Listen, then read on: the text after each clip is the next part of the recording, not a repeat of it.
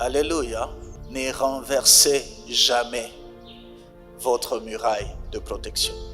Que Dieu soit loué. C'est une erreur de renverser sa muraille de protection. Nous allons lire dans le livre de Exode, chapitre 23, le verset 20. Voici, j'envoie un ange devant toi Uh-huh. pour te protéger en chemin Uh-huh. et pour te faire arriver au lieu que j'ai préparé.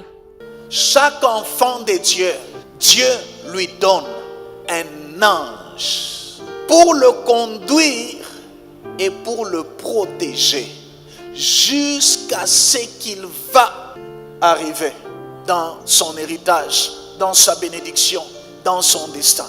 La Bible dit, les anges de Dieu ne sont-ils pas des esprits au service de Dieu en faveur de ceux qui doivent hériter le salut? C'est pourquoi le Seigneur envoie son ange à côté de tous ses enfants afin de les guider et de les protéger jusqu'à ce qu'ils vont entrer, voir, vivre l'accomplissement de leurs promesses. Parce que s'ils ne sont pas protégés, l'ennemi va les détruire. S'ils ne sont pas protégés, l'ennemi va les attaquer et les vaincre. S'ils ne sont pas protégés, l'ennemi va les anéantir. Maintenant, aujourd'hui, je te dis, ne renversez jamais votre muraille de protection. Parce que si vous le renversez, vous êtes fini, vous êtes perdu. Vous savez, la ruse du diable, c'est de vous amener dans une distraction, dans une négligence, dans une vie qui va enlever la protection. Et beaucoup de gens ont du mal à percevoir que je suis déjà tombé dans la ruse du diable et la muraille est en train de faire une fissure et ça va s'écrouler. Ecclésiaste chapitre 10, le verset 8 et Éphésiens chapitre 4, verset 25 à 27. Et nous lirons 1 Jean 5, 18 à 19. Ecclésiaste 10, Oui, au 8e verset, je lis. oui. Celui qui creuse une fosse, Uh-huh. il tombera. Oui, celui qui renverse une muraille sera mordu par un serpent. Et beaucoup de gens ont renversé ou sont en train de renverser leur muraille de protection. À tel point, tout ce temps, ils étaient intouchables. Tout ce temps, l'ennemi avait difficile de les tuer. Mais maintenant, l'ennemi peut réussir de les tuer. Il n'y a plus de muraille de protection. Mais qu'est-ce qui détruit la muraille de protection dans la vie des gens? Que Dieu soit loué. Le péché, c'est la première chose qui enlève la protection. Quel que soit le péché, c'est la première chose. Si quelqu'un se plonge dans le péché, aime le péché et vit dans ce péché, c'est tout. Il a enlevé la protection. Tout peut lui arriver à tout moment, sans que le Seigneur ne le protège. Éphésiens dit quoi? Éphésiens 4, 25 à 27, je lis. Uh-huh. C'est pourquoi, renoncez au mensonge Oui, et que chacun de vous parle selon la vérité à son prochain, oui. car nous sommes membres les uns des autres. Uh-huh.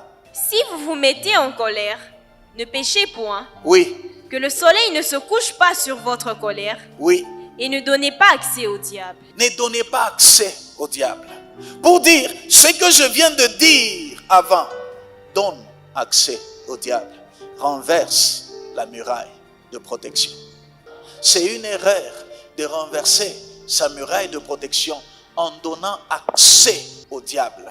On lit aussi l'autre texte. 1 Jean 5, Oui, 18 à 19, je lis. oui. Nous savons que quiconque est né de Dieu Uh-huh. ne pêche point. Uh-huh. Mais celui qui est né de Dieu Oui, se garde lui-même oui. et les malins ne le touchent pas. Le malin, Ne le touche pas. le malin, alléluia, ça signifie celui qui est protégé ne peut pas être touché par le malin. Les gens passent du temps à chercher la solution à leurs problèmes, mais ne passent pas du temps à renforcer leur muraille de protection. Alléluia. Deuxième chose, avoir dans sa vie un objet occulte, un objet impur. Même si tu marches dans la sanctification, mais si sur ton corps tu as déjà porté ce qui est impur. Si dans ta maison, il y a un objet impur, si dans ton lieu, il y a quelque chose de souillé, c'est fini, c'est ça la porte, c'est ça la brèche. Tu vas voir toute une muraille, mais avec un gros trou par lequel l'ennemi peut passer. Alléluia.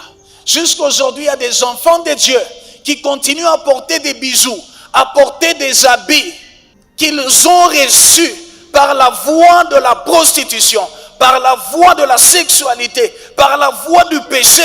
Et ils continuent à avoir ça.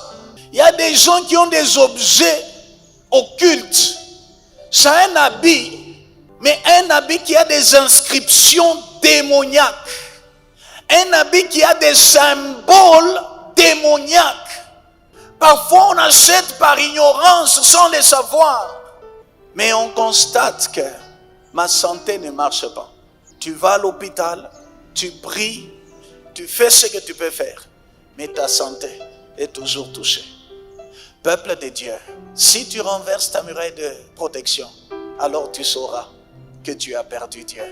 Et tout peut arriver. Alléluia. Et nous aujourd'hui, nous sommes encore plus couverts par une alliance. Cette promesse de nous protéger, c'est ce qui nous couvre et qui empêche l'ennemi de te toucher. Et cette alliance, c'est l'alliance qui s'est faite par le sang de l'agneau, par le sang de Jésus. Et aujourd'hui, tu es couvert par le sang de Jésus. Ne renverse pas, ne détruis pas cette couverture. Ne la déchire pas, ne la détruis pas. Quand vous lisez dans le livre de Hébreux, chapitre 10, le verset 29. Je lis. Oui. De quel pire châtiment pensez-vous que sera jugé digne celui qui aura foulé aux pieds le Fils de Dieu, qui aura tenu pour profane le sang de l'alliance, qui aura tenu pour profane le sang de l'alliance. Peuple de Dieu, si t'arrivais de pécher, regrette ton péché, mais ne le justifie jamais. Parce que c'est mépriser le sang qui a coulé pour tes péchés et par lesquels tu as reçu la première fois le pardon du péché, parce que tu avais reconnu, tu reçois le pardon du péché et Dieu t'accorde le pardon et efface tes péchés. Mais maintenant, après des temps, tu t'habitues de Dieu, tu te livres au péché et quand tu pêches, tu cherches même à justifier, tu cherches à montrer que bon, c'est pas grave. Là, tu es en train de profaner le sang de Jésus. Et si tu le profanes, par quoi tu auras encore le pardon? Ça sera fini complètement. Dieu ne l'accordera plus.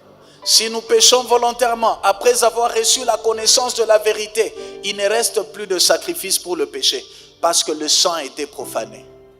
L'Éternel est miséricordieux, pas quand tu te plais dans le péché, pas quand tu l'aimes et tu le justifies. Ce n'est pas comme ça qu'on reçoit la miséricorde de Dieu. On le reçoit quand on regrette son péché. L'attitude que la Bible demande, c'est l'attitude que tu as eue le jour que tu as écouté l'évangile, les jours que tu as réalisé combien mauvais le péché et tu as regretté. Et c'est cette attitude toute ta vie qui doit t'accompagner. Même s'il t'arrivait à commettre une erreur, tu sens cette amertume que tu avais sentie. Si tu ne seras pas dans les feux éternels, si tu ne souffriras pas, c'est pas à cause de ta beauté, c'est pas à cause de ton intelligence, ni à cause de ta belle voix. Si tu n'iras pas en enfer, c'est pas parce que tu es né d'une bonne tribu ou d'une bonne famille. Ce n'est pas parce que tu as beaucoup étudié, mais c'est parce que le sang a coulé. C'est juste à cause du sang.